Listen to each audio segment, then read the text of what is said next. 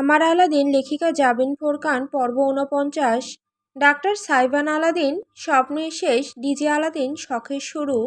তিত্তির করে কাঁপছে গাছের পাতা, সনসনে হাওয়া গায়ে ঝাপটা দিয়ে বোঝাচ্ছে বৃষ্টি আসন্ন। কালো মেঘের আস্তরণে ছেয়ে গেছে অসীম গগন। চাঁদ তারা সেথায় বিলীন, সাইবান তাকিয়ে আছে অদূর দিগন্তে, যেখানে খুব ক্ষীণ আলোর রেখার প্রস্ফুটন। ধেয়ে আসছে সকাল, নতুন একটি দিনের সূচনা। বুকটা ভীষণ হালকা লাগছে এখন, যেন বহুদিন যাবৎ চেপে রাখা দুঃখের পাহাড় ধসে পড়েছে।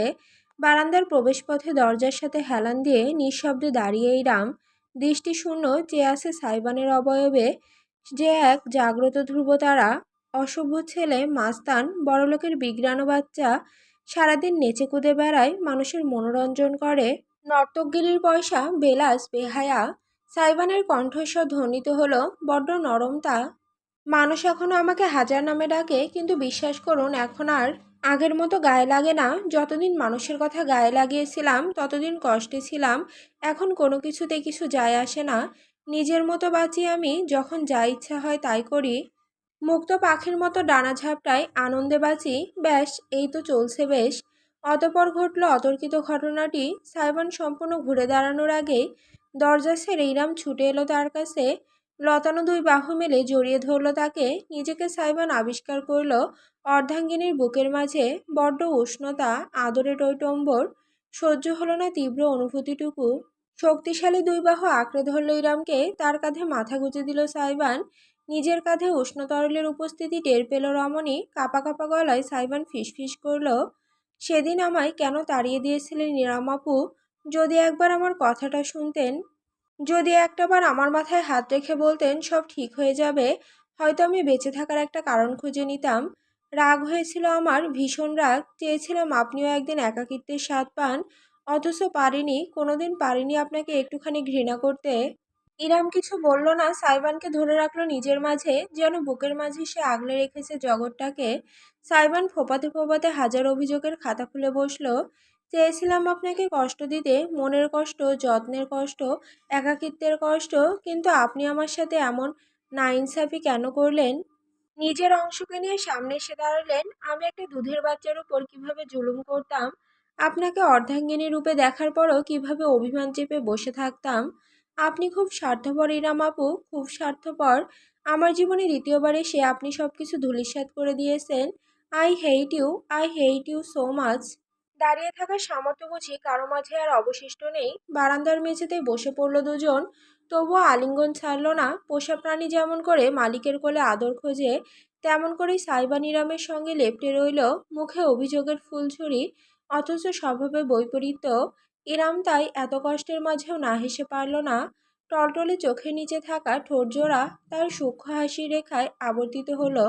একবার বলো ঘৃণা করতে পারোনি, আবার বলো হেইট ইউ। সত্যি করে বলো তো আলাদিন, আমি তোমার কে? এই প্রশ্নের উত্তর এলো না। ইরাম শুধু অনুভব করলো তার কোমরে সাইবানের বাহুজোড়া দ্বিগুণ শক্তিতে চেপে বসেছে। ব্যথা হলো খানিক, কিন্তু ইরাম বাধা দিল না। সাইবানের মাথাটা আলতো করে ধরল সে, যেন প্রজাপতি ধরেছে। হালকা চাপতেই পিষ্ট হয়ে যাবে। গালে গাল মিশিয়ে উষ্ণতা বিলিয়ে ইরাম বলল, সময় থাকতে আমরা আমাদের আশেপাশের মানুষগুলোকে গুরুত্ব দেই না, দাঁত থাকতে দাঁতের মর্যাদা বোঝা যায় না। কথাটা শুধু প্রবাদ নয়, বাস্তব। আমিও বুঝতে পারিনি, স্বার্থপরের মতো তোমায় ফিরিয়ে দিয়েছিলাম। যদি একবার তোমার কথা শুনতাম, যদি একবার আমার বুক উজাড় করে তোমায় কাঁদতে দিতাম, তবে হয়তো তোমার গল্পটা ভিন্ন হতো, সঙ্গে আমারও। এবার ইরামের অবাধ্য অশ্রু গড়িয়ে নামলো টপ টপ করে। রীতিমতো ফিসফিসে উচ্চারণ করলো সে, মাপ চাওয়ার মুখ আমার নেই, তবুও ব্যাহা হয়ে বলছি, মাপ করে দেয়া যায় কি আমার আলাদিন? দাঁতে দাঁত পিষে ফেললো সাইবান, আক্রোশ ফুটলো চেহারায়। ভ্রু কুঁচকে গেল। ইরামকে নিজের মাঝে রীতিমতো পিষ্টন করে ফেললো সে। তার শরীরের ভয়ানক শক্তির জোরে ইরাম সোজা হয়ে বসে থাকতে পারল না, উল্টে পড়ে গেল মেঝেতে। ওই আলিঙ্গনরত অবস্থায় তার উপরে শুয়ে তাকে জাপটে ধরে রাখলো সাইবান। ভোর রাতে শীতল বাতাস গায়ে ঝাপটা দিলেও স্বামীর শারীরিক ভারে তপ্ত উষ্ণতা ছাড়া কিছুই টের পেল না ইরাম। তার রীতিমতো নিঃশ্বাস বন্ধ হয়ে আসতে, তবু কোনো শব্দ করল না। সাইবান তার ঘাড়ে মুখ ডুবিয়ে ঘরঘরে গলায় বলল, মাপ করব না আপনাকে, কোনোদিন মাপ করব না। এই জঘন্য অপরাধের শাস্তিস্বরূপ আপনাকে সারাটা জীবন আমার বউ হয়ে থাকা দণ্ড দেয়া হলো। নির্বাসিত হন আপনি আমার মাঝে, ঘুচে যাক আপনার সব স্বার্থপরতা। ইরাম নিয়ন্ত্রণ করতে পারল না নিজেকে এবার। ভারী অপরাধবোধ এবং তীব্র অনুভূতির জোয়ার তার চোখের অশ্রু হয়ে জ্বলল। ফুঁপিয়ে কেঁদে উঠল সেও। কেন এত মধুর শাস্তি, কেন বারবার আঘাতের পরও আত্মনিবেদন, কেন এই বেহায়াপনা? কে আমি তোমার? জানি না, জানি না। আপনি আমার কে আমি জানি না। আমি শুধু এটুকু জানি, আপনি আমার শান্তি। সাইবানের কণ্ঠস্বর অতি আবেগে রুক্ষ হয়ে উঠেছে। ইরামকে সে পারছে না শুধু নিজের শরীরের সঙ্গে প্লাস্টার করে মিশিয়ে ফেলতে। ঠোঁট কাঁপল তার, চোখের পাতা ভারী হয়ে এলো অনুভবে। সত্যিই ইরামকে তার কেউ না, আবার সব কিছু। কমফোর্ট জোন বলে একটা থিওরি ইংরেজি ভাষায় প্রচলিত আছে। এর অর্থ এমন একজন মানুষ যাকে নিজের আপনের চাইতেও আপন মনে হয়। মা বাবা ভাই বোন পরিবারের সঙ্গেও যা বলা যায় না, তা অকপটে সেই মানুষটার সামনে বলা যায়। কারণ মানুষটা আমাদের বুঝতে পারে, মুখ ফুটে বলার আগেই অন্তরের দ্বন্দ্ব ধরতে পারে, বিনা বিচারে পাশে থাকতে পারে, অন্তরে প্রশান্তি দিতে পারে। তার কাছে আমরা সবচেয়ে নিরাপদ মনে করি। রক্তের সম্পর্কেও মাঝে মাঝে যে নিরাপত্তা দিতে পারে না, সেই মানুষটা আমাদের সেটাই দেয়, আত্মার চাহিদা নিবারণ করে। ছোটবেলা থেকে সাইবানের কাছে ইরাম ছিল তেমন কিছুই। হাসপাতালে ব্যস্ত ডাক্তার মা, ব্যবসায় ব্যস্ত বাবা, সারাক্ষণ ইঁদুর বিড়ালের মতো লেগে থাকা বোন। এই সম্পর্কগুলো সাইবানের যে চাহিদা মেটাতে পারতো না, সেটা মেটাতো ইরাম। ইরামের দুনিয়া থেকে ওই একবার ব্যতীত কখনো খালি হাতে ফেরেনি সাইবান। ইরামের কাছে সবসময় তার জন্য দুদণ্ড সময় ছিল। নিজের ভাইদের খাওয়ানোর সময় সযত্নে সাইবানের মুখে গ্রাস তুলে দিত সে। তার সারাদিনের স্কুল পাগলামির কথা শুনতো, পড়াশোনায় টুকটাক সাহায্য করত। স্কুলে প্রথম একটা সুন্দরী মেয়েকে দেখে ক্রাশ খাওয়ার কথাটা পর্যন্ত সাইবান কাউকে বলতে না পেরে ইরামের কাছে বলেছে। বিনিময়ে মুচকি হেসে তার লাল টুকটুকে গাল টেনে রমণী বলেছিল, আচ্ছা আরেকটু বড় হও, যেদিন আমার কাজ সমান হবে সেদিন ওই মেয়ের বাড়ি প্রস্তাব নিয়ে যাব, কেমন? অতপর একদিন হুট করে সাইবানের পছন্দ বদলে গেল। না, স্কুলের মেয়েটাকে আর ভালো লাগতো না। তার ইরাম আপুর মতো বোজদার নয়। সেদিনও ইরামের কোলে মাথা রেখে পা দোলাতে দোলাতে সে বলেছিল, আপু, ওই মেয়ের বাড়ি প্রস্তাব পাঠাতে হবে না। কেন, ভালো লাগা বদলে গিয়েছে? হুম। এখন তবে কাকে ভালো লাগে? আপনাকে? ইরাম অবাক হয়ে মুচকি এসেছিল। আমার মাঝে ভালো লাগার কিছু আছে নাকি? অনেক কিছু আছে। এই যে আপনি আমার সব কথা শোনেন, আমাকে আদর করেন, আমাকে ভালোবাসেন। আমি তোমাকে ভালোবাসি না আলাদিন? ইরামের দুষ্টু কথায় সেদিন ঠোঁট উল্টে ভ্যা ভ্যা করে কেঁদে ফেলেছিল সাইবান। পরে ইরামি আবার তাকে বুকে টেনে সান্ত্বনা দিয়েছিল। আচ্ছা আচ্ছা, সরি বাবা, আমি আমার আলাদিনটাকে খুব ভালোবাসি। ঠিক আছে এবার? জি ইরাম আপু, আপনি কিন্তু শুধু আমার বলে দিলাম। কথাটা সাইবান শিশু মনের নিষ্পাপ আবদার হিসেবে বলেছিল। ইরামও সেই হিসেবে নিয়েছিল। কিন্তু আজ যদি বিশদভাবে ভাবা যায়, তবে সাইবান উত্তর পেতে বেগ পোহায়। সত্যিই তো, ইরাম তার কাছে কী ছিল? ইরাম তার কাছে কী ছিল সেই প্রশ্নের উত্তর পাওয়ার আগেই ইরামের বাবা কিবরিয়া সাহেব ইন্তেকাল করলেন। আর শৈশবের সেই রঙিন দিনগুলো সব মুখ থুবড়ে পড়ল। বছর পেরোলো, পারিবারিক দ্বন্দ্ব বাড়ল, সৃষ্টি হলো দূরত্ব। সেসবের ভিড়ে হারিয়ে গেল দুটো নিষ্পাপ সত্তার অটুট বন্ধন। ইরামের শরীরে জড়িয়ে থাকা গাঢ় সুবাস সাইবানকে বাস্তবতায় ফিরিয়ে আনলো। চোখ বুজে গভীরভাবে প্রশ্বাস টানল সে। কাপা ঠোঁট ছুঁয়ে গেল অর্ধাঙ্গিনীর কানের নিচের ত্বক। নিগ্র কণ্ঠে সে জানালো, আপনার বিয়ের দিন আমার কেমন লেগেছিল জানেন? মনে হচ্ছিল আমার আত্মার অর্ধেক অংশকেও জোর করে আমার কাছ থেকে ছিনিয়ে নিয়ে এসে। এতই তাড়াহুড়ো ছিল আপনার, একটুখানি আশেপাশে তাকিয়ে দেখা যেত না? আমার আত্মাটাকে ফিরিয়ে দেওয়া যেত না? আর একটু অপেক্ষা করা যেত না? ইরাম দুহাত স্বামীর পিঠে ঠেকালো, নরম গলায় উত্তর করল, 30-এ পড়ে গিয়েছিলাম যে কিভাবে অপেক্ষা করতাম, সমস্ত কথার বানেই ছিঁড়ে খাচ্ছিল। ছোটবেলায় বাংলাদেশ ও বিশ্ব পরিচয় বইয়ে পড়েছি, মানুষের কল্যাণের জন্যই নাকি সমাজের সৃষ্টি। তবে এই সমাজ আমাদের সুস্থভাবে বাঁচার অধিকার ছিনিয়ে নেয় কেন? বইয়ে কি ভুল শেখানো হয়েছিল? ইরাম উত্তরহীন, কিছু প্রশ্নের জবাব হয় না। সাইবান মুখ তুলল, হাতের উল্টো পিঠে নিজের অশ্রু মুছে নিয়ে ইরামের দিকে হাত বাড়ালো। অর্ধাঙ্গিনীর অশ্রু বৃদ্ধাঙ্গুলে মুছল সযত্নে। খুব সুখে ছিলেন, ভালোবাসতেন তাকে। তাকে বলতে সাইবান যে অরণ্যকে বুঝিয়েছে ইরাম উপলব্ধি করতে পারল। মলিন এক হাসি ফুটল তার অধরে। ভালোবাসা কাকে বলে আলাদিন? আপনি জানেন না? হুম, যেটাকে ভালোবাসা ভাবতাম, আজ ফিরে তাকালে মনে হয় সেটা স্রেফ সরলতা। তুমি যদি জানো ভালোবাসা কি, তবে বলে দাও, আমিও একটু বুঝতে পারি। আমিও জানি না। ঝুঁকে এলো সাইবা, নিরামের ঠোঁট ছুঁয়ে গেল তার তপ্ত শ্বাস। ফিসফিস করে সে বলল, আমি জানি না আপনাকে আমি ভালোবাসি কি না, তবে আমি এটুকু জানি, আমার শুধু আপনাকে চাই। আমার অর্ধেক আত্মা ফিরে এসেছে, আমার অন্তরের প্রশান্তি ফিরে এসেছে আমার কাছে। আমি আল্লাহর এইটুকু রহমত হারাতে চাই না। ইরামের বুক কাঁপল, তার ধারণা নেই এর থেকে আরও গভীরভাবে নিজেকে সমর্পণ করা সম্ভব কি না। কি হলো তার বলতে পারবে না সে। অজান্তেই চোখ জোড়া গিয়ে আবদ্ধ হলো সাইবানের গলার দিকে, যেখানে আর কোনো দাগ অবশিষ্ট নেই, অথচ একটা সময় ছিল তার দগদগে অতীতের সাক্ষী হয়ে। দাগটি কল্পনা করেই রমণীর চোখ জোড়া অশ্রুতে ভিজে এলোই আবার। মাথাটা একটুখানি তুলে সেই সুস্থ ত্বকে ঠোঁট ছুঁয়ে দিল ইরাম। ধীরে ধীরে অসংখ্য ছোট ছোট চুমু খেলো, সঙ্গে বারংবার ফিসফিসিয়ে বলল, sorry sorry sorry sorry my Aladdin, আপুকে মাফ করে দাও। হুট করে ইরামের হাতের কবজি চেপে ধরল সাইবান। নেত্র তার সুগভীর হয়ে উঠেছে, জল জলে আবেগ তাতে। You are my precious, only mine. ইরামের কানের লতিতে ঠোঁট ছুঁয়ে সে বিড়বিড় করল, আলাদিন প্রেশিয়াস। অতপর কি হলো তা উপলব্ধি হলো না, শুধু অনুভব হলো নিজের ঠোঁটের মাঝে উষ্ণ নরম অপর ঠোঁটের অস্তিত্ব টের পেল ইরাম। চোখ ভারী হয়ে বুঝে এলো তার, হাত জোড়া প্রশস্ত পুরুষালী পিঠে আঁকড়ে বসল। জগৎটা নিভে গেল, শুধু রয়ে গেল সে আর তার আলাদিন। পুলিশের কর্মকর্তা কথা শেষ করে মোবাইল ফিরিয়ে দিলেন মিসিরের কাছে। তার পিছনে পুলিশের জিপে তোলা হচ্ছে মাতাল ছেলে দুটোকে। তিনি সম্মানসূচক হেসে বললেন, আহমদ সাহেব, আপনার শ্বশুর লাগে, এটা আগে বলবেন না কেন? সাধারণ মানুষের জন্য পুলিশের কাছে সেবার অভাব। ফোন ফিরিয়ে নিজের পকেটে ঢুকিয়ে বলল মিশির। পুলিশ কর্মকর্তাকে তাতে খানিকটা লজ্জিত মনে হলো। সেটা বলতে চাইনি। এহেম, কিছু চিন্তা করবেন না, আমরা বিষয়টা দেখছি। যেহেতু নাবালক, কিশোর সংশোধন কেন্দ্রে পাঠানোর সম্ভাবনাটাই বেশি। ব্যবস্থা করুন। পুলিশ কর্মকর্তা সালাম বিনিময় করে চলে গেল। জিপটা বাস কাউন্টারের সামনে থেকে বিদায় নিল। মিসির একটি নিঃশ্বাস ফেলে ভেতরের প্যাসেঞ্জার রুমে এলো। এক কোণে একটি চেয়ারে লাগেজ নিয়ে চুপচাপ বসে আছে সারিকা। মেয়েটার মুখ কেমন চুপসানো, চুলগুলো হালকা এলোমেলো হয়ে পড়েছে। অভিব্যক্তি ভাবলেশীন। মিসির প্রথমে হাত ঘড়ির দিকে তাকালো। 4টা বেজে এসেছে প্রায়। অতপর পায়ে পায়ে এগিয়ে গেল। প্রথমটায় কিছু না বলে সারিকার পাশের সিটে বসে পড়ল। যে বাস ধরবে ভেবেছিল সেই বাস ইতিমধ্যে চলে গিয়েছে। ঝামেলার কারণে ধরা সম্ভব হয়নি। কাউন্টার থেকে বলা হয়েছে পরের বাসটা 7টায় ছাড়বে।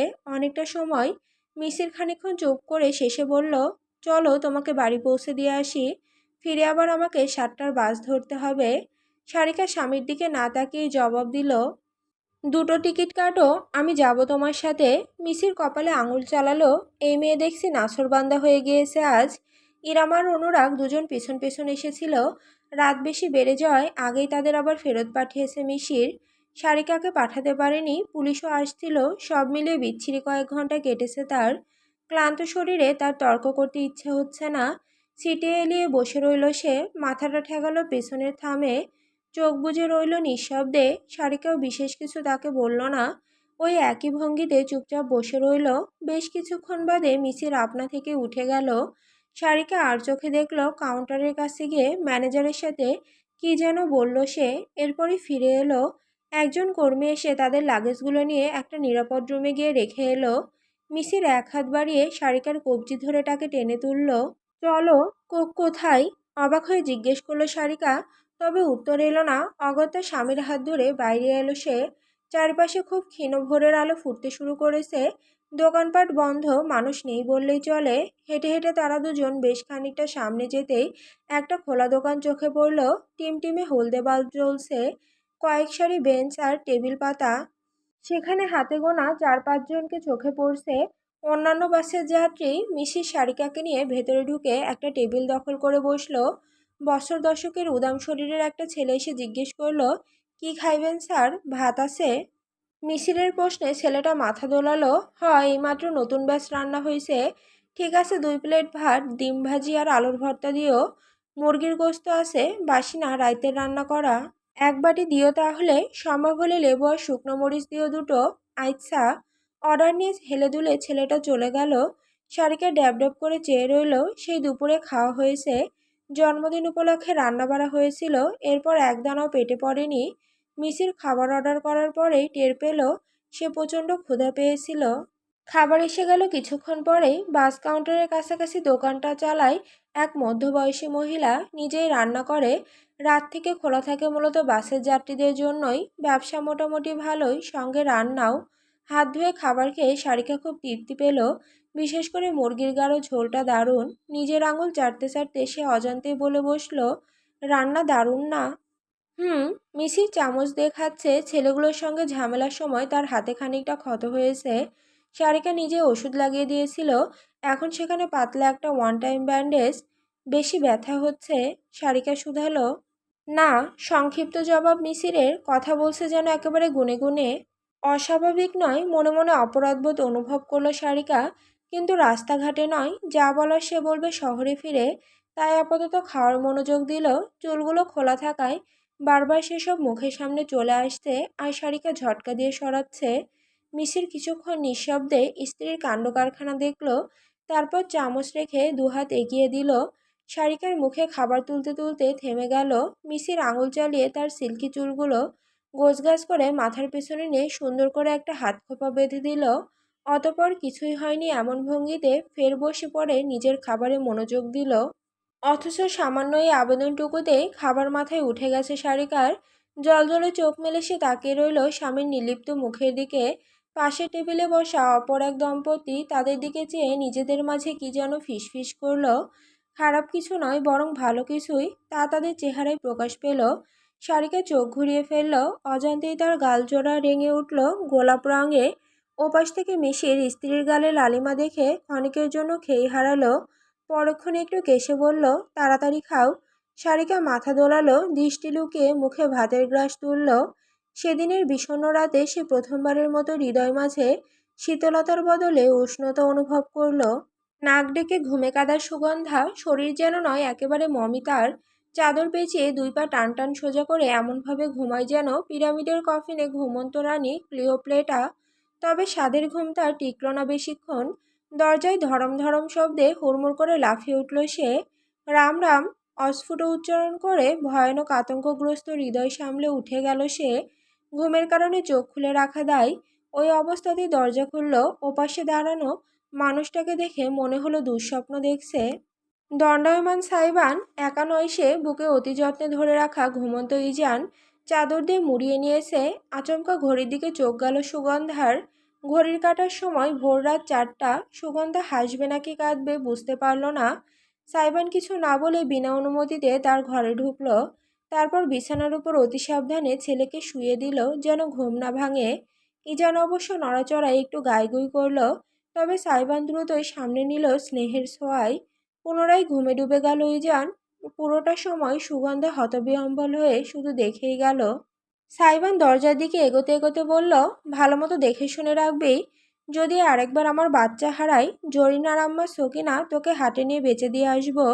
সুগন্ধা ঘুম ঘুম চোখে সাইবানকে চলে যেতে দেখে বলে উঠল, এই ভোরবেলা রুম বদল করতেছেন কেন? আপনার রুমে কি ঠাডা পড়ছে? একদম বেশি কথা বলবি না, উষ্টা মারবো ধরে। রাইতের শেষে আপনার মাথা কোন শাকচুন্নি খাইছে ভাইজান? সাইবান হুট করে ঘুরে তাকিয়ে তির্যক হেসে জানালো, রাত এখনো বাকি, প্রেম রাতেরই পাখি। চুপচাপ যা দায়িত্ব দিয়েছি পালন কর। খবরদার, আজ পোটলার সাইরেন বাজবে, সাথে তোর মরণের ঘণ্টা। সাইবান শেষ একবার ইজানকে দেখে এমন তাড়াহুড়ো করে বেরিয়ে গেল যে দরজা দিয়ে হতবাক হয়ে চেয়ে রইল সুগন্ধা। সন্দেহ তার চোখ মুখে। ব্যাপারটা ঠিক কি হলো? ব্যাপার যাই হোক না কেন, আজকের জন্য তার ঘুম হারাম। বিলয়ের নাকে চুল কোথাকার। অস্ফুট গালি দিয়ে দরজা আটকে ভেতরে চলে গেল সুগন্ধা।